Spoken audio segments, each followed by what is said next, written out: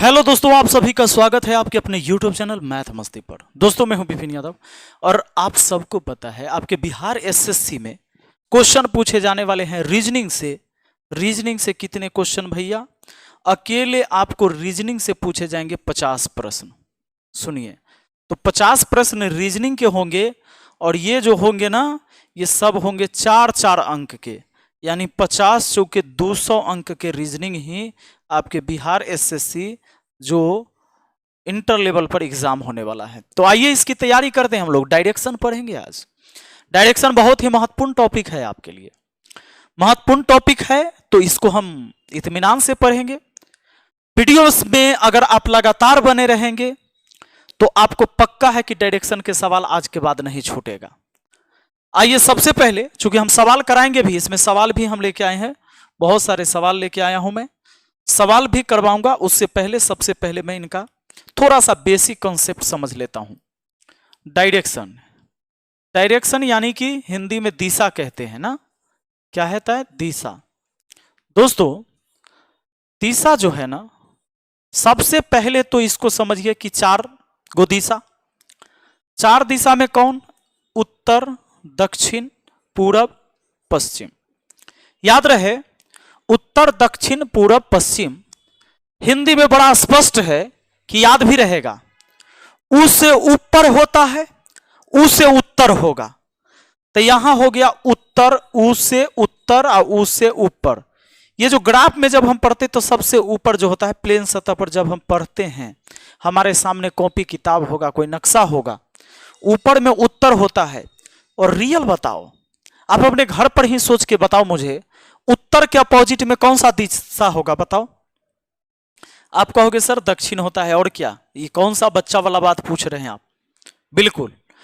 और जब उत्तर है ना, तो ध्यान रखना, हम लोग जब भी पढ़ेंगे सवाल बनाएंगे तो ऐसे रहेंगे। वो दाहिना हाथ पूरब में, बायां हाथ पश्चिम में।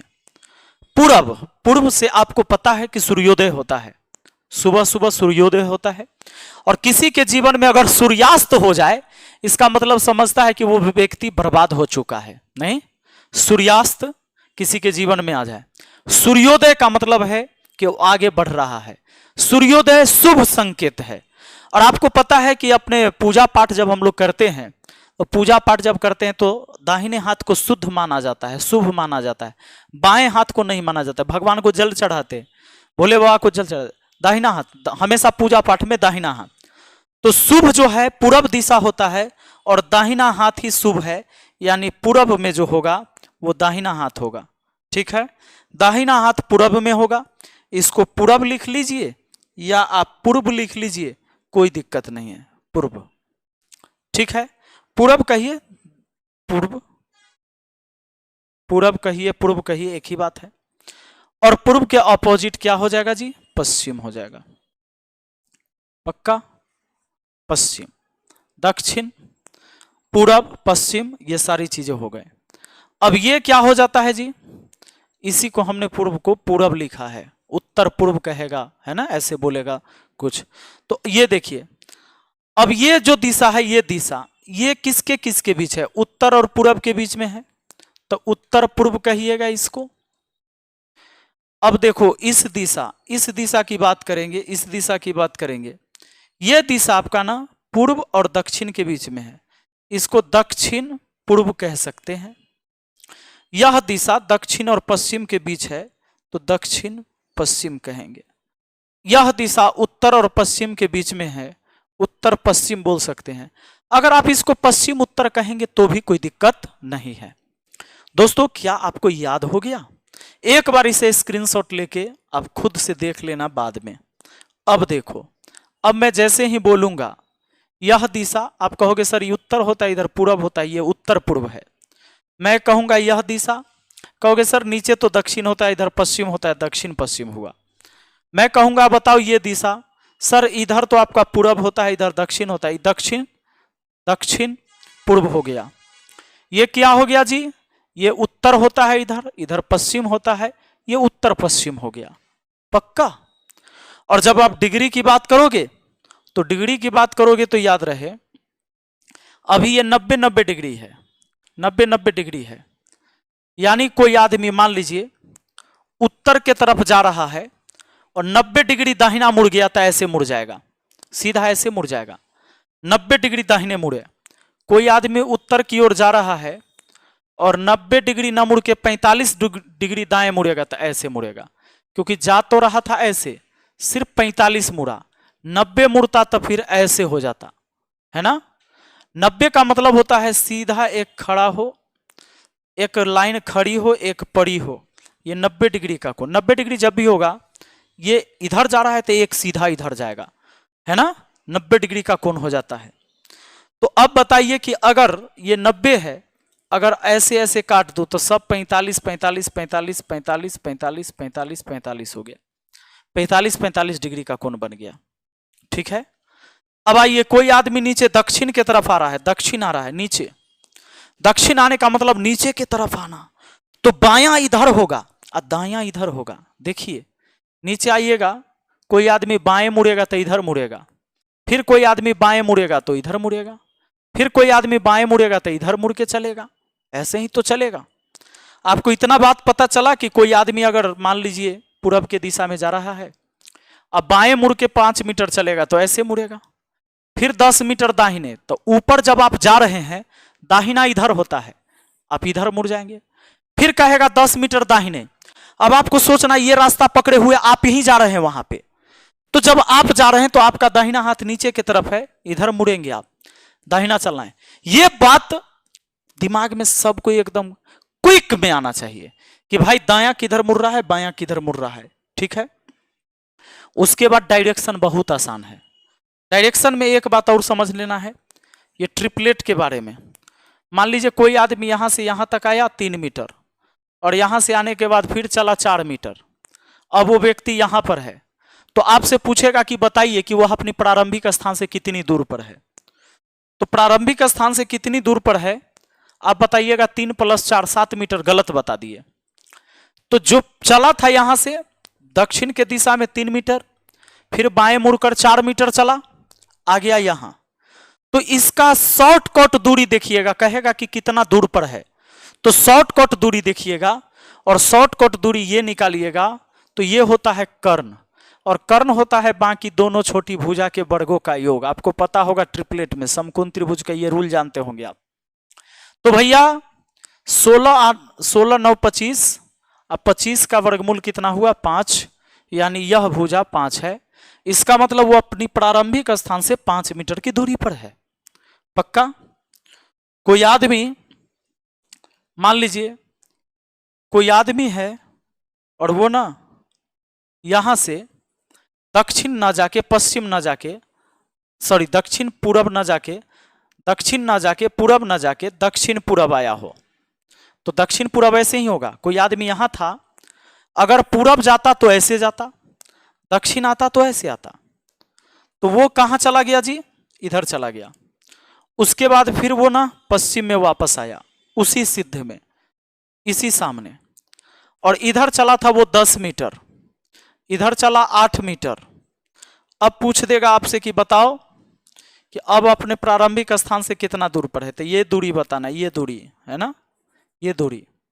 तो आपको समझना है कि हमें कर्ण दिया है, आधार दिया है, ये लंब निकालना है, तो 6 हो जाएगा। 10 के स्क्वायर 100, 100 में से 8 के स्क्वायर 64 घटेगा।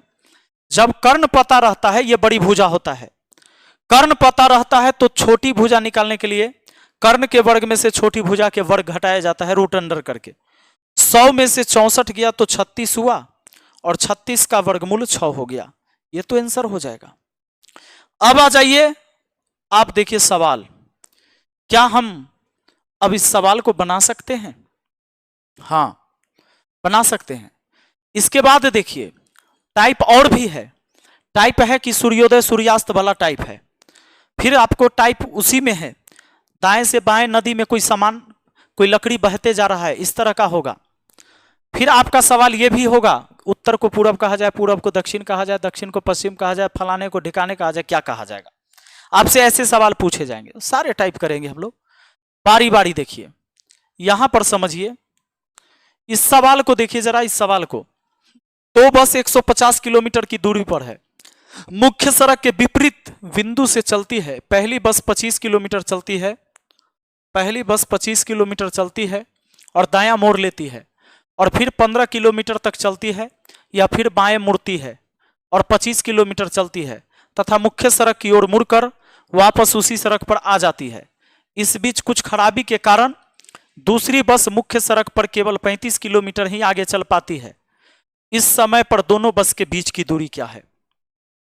देखिए, एक बस इधर से, एक बस इधर से, ये दोनों बस है, दोनों बस के बीच की दूरी जो है वो 200 किलोमीटर है। दोनों बस के बीच की दूरी कितनी? 200 किलोमीटर। 150 किलोमीटर है, सॉरी, यहां पर 150 किलोमीटर है जी। अब कहता है मुख्य सड़क के विपरीत बिंदु से चलती है। एक बस इधर से चलेगी, दूसरा बस इधर से चलेगी।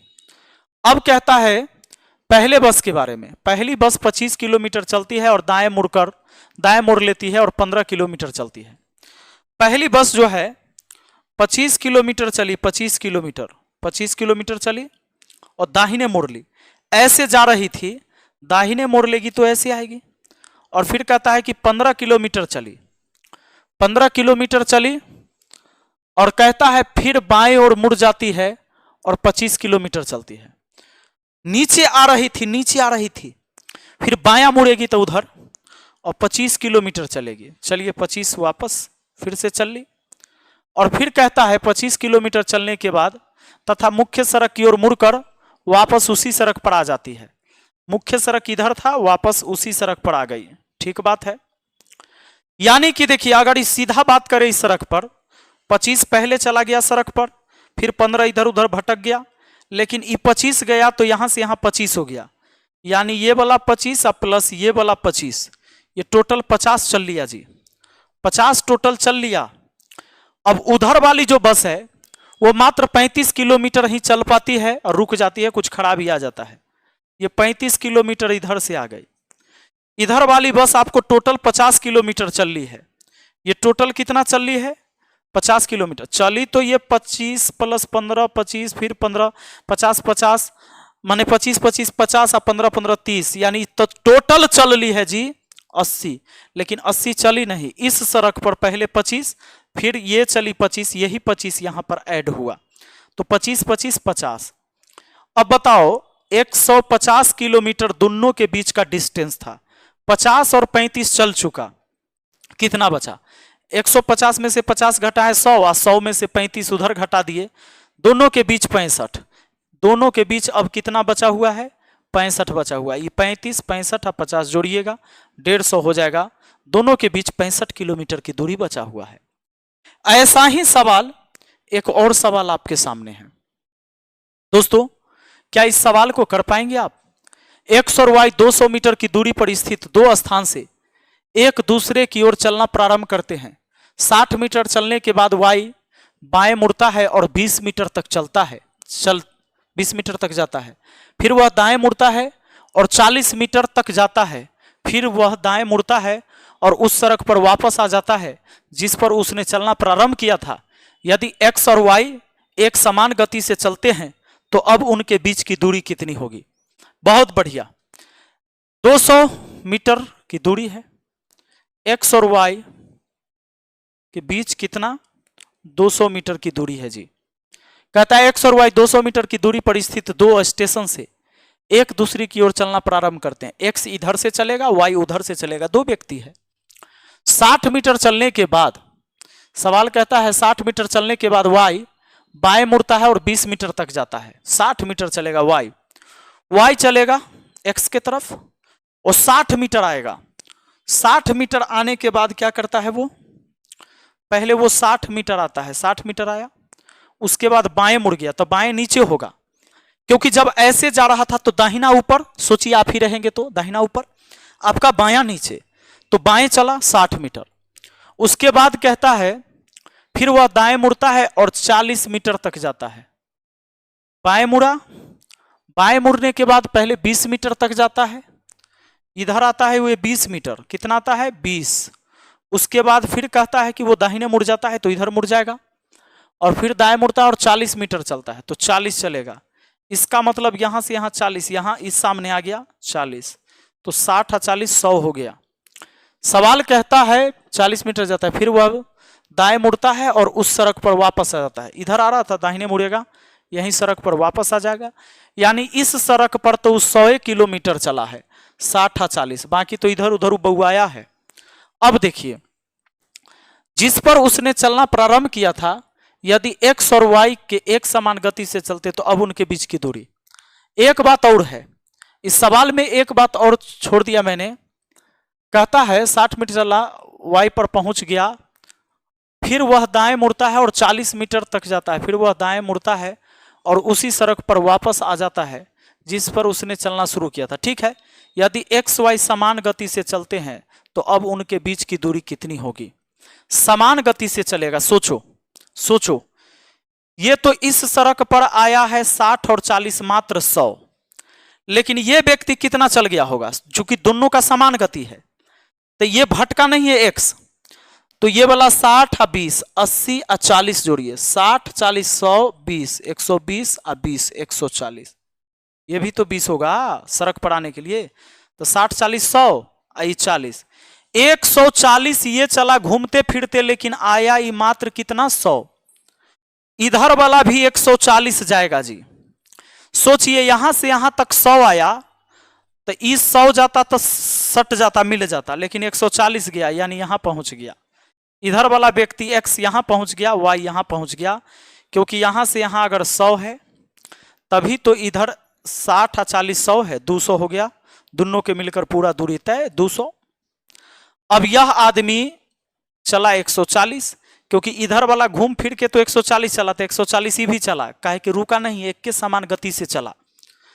तो इसका मतलब x यहां गया, y यहां गया, तो दोनों के बीच अब 40 मीटर का डिस्टेंस है। दोनों के बीच जो डिस्टेंस है जी 40 मीटर का है। आइए अगला सवाल को देखिए। इस सवाल को जब आप देखेंगे कहेंगे सर कुछ नहीं, बहुत आसान है, हम बना देंगे। यदि ए बी के दक्षिण में है और सी बी के पूर्व में है तो ए सी के किस दिशा में है? ए बी के दक्षिण में है, देखिए बी है यहां, बी का दक्षिण नीचे होगा, तो ए जो है बी के दक्षिण में है, ए जो है बी के दक्षिण में है, और सी बी के पूर्व में है, सी बी के पूर्व में है। जितना बड़ा डंटा इधर खींचे उतना ही बड़ा डंटा लगभग इधर खींचे। अब हमें पता चला, कहता है ए सी के किस दिशा में है, सी से किधर है ए, सी के किस दिशा में है ए, तो सी के नीचे आइएगा तो दक्षिण मिलेगा, सी के इधर जाइएगा तो पश्चिम मिलेगा, तो इधर हुआ दक्षिण पश्चिम। आपका आंसर हो गया दक्षिण पश्चिम, ऑप्शन डी। पक्का? सी के किधर है ए? दक्षिण पश्चिम में है जी।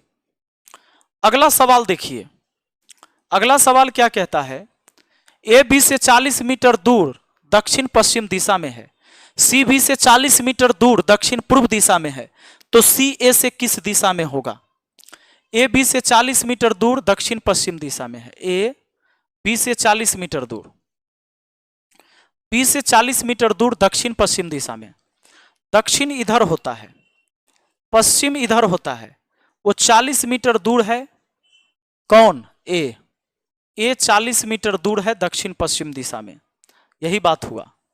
अब मुझे बताइए आप, सवाल कहता है आगे सी बी से 40 मीटर दूर दक्षिण पूर्व दिशा में है, सी जो है बी से 40 मीटर दूर दक्षिण पूर्व दिशा में, पूरब इधर होता है, दक्षिण इधर होता है, यानी ये इधर है, 40 मीटर दूर है, 40 मीटर दूर है सी, बी से 40 मीटर दूर है, यानी ये दोनों एक लाइन में हो गया। अब सवाल ये कहता है सी ए से किस दिशा में है, देखना है किसके बारे में पूछा है, किसके रिस्पेक्ट में।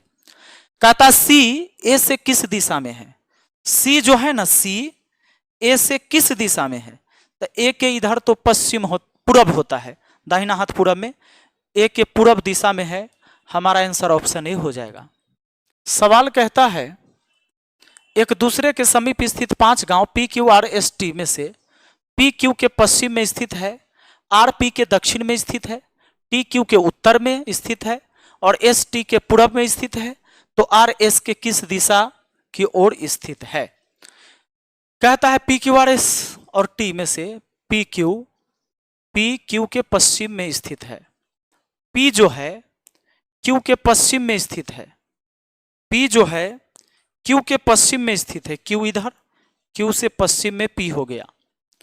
अब कहता है R P के दक्षिण में स्थित है। R P के दक्षिण में स्थित है। R P के दक्षिण में स्थित है। T Q के उत्तर में स्थित है और S T के पूर्व में स्थित है। T Q के उत्तर में, T Q के उत्तर में, T Q के उत्तर में स्थित है और S T के पूर्व में स्थित है। S जो है T के पूर्व में होगा। S जो होगा T के पूर्व में होगा। S T के पूर्व में, T के पूर्व में। तो R S से किस दिशा की ओर स्थित होगा? R S से किधर है?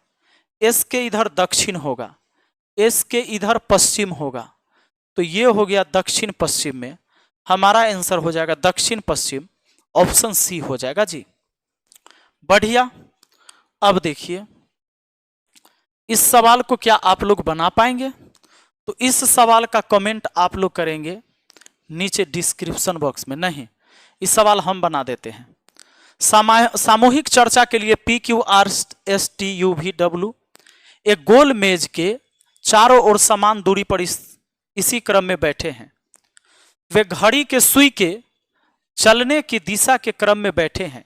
यदि भी उत्तर दिशा में बैठता है तो S की स्थिति क्या होगी? देखिए क्या कह दिया, इसी क्रम में बैठा है जैसे नाम लिया गया है और गोल मेज पर बैठा है और 8 लोग बैठे हैं जी। कितने लोग बैठे हैं? 8 लोग। 8 लोग बैठे हैं जिसमें भी उत्तर दिशा में बैठा है। ऊपर होता है उत्तर, भी यहां बैठा है और इसी क्रम में PQRSTUVW घड़ी के दिशा में। तो घड़ी के दिशा में चलेगा, घड़ी ऐसे चलती है ना, टिक टिक टिक। तो भी के बाद क्या होता है इसमें? भी के बाद W बैठेगा। अब कौन बैठेगा? तो भैया शुरू से P है। PQRSTUVW हो गया। भी उत्तर दिशा में बैठा था, सवाल पूछता है तो S की स्थिति क्या होगी? S कहां बैठा है? S यहां बैठा है, दक्षिण और पश्चिम के बीच में। आपका आंसर हो गया दक्षिण पश्चिम, ऑप्शन डी हो गया। चले आगे। तो आइए आगे के सवाल देखते हैं और ये सवाल का टाइप आगे हम करवाएंगे, ठीक है। बाकी इस वीडियो को हम यहीं तक रहने देते हैं। दूसरे पार्ट में अब सब दूरी निकालने वाला आपको बता देंगे, ठीक है। Thank you.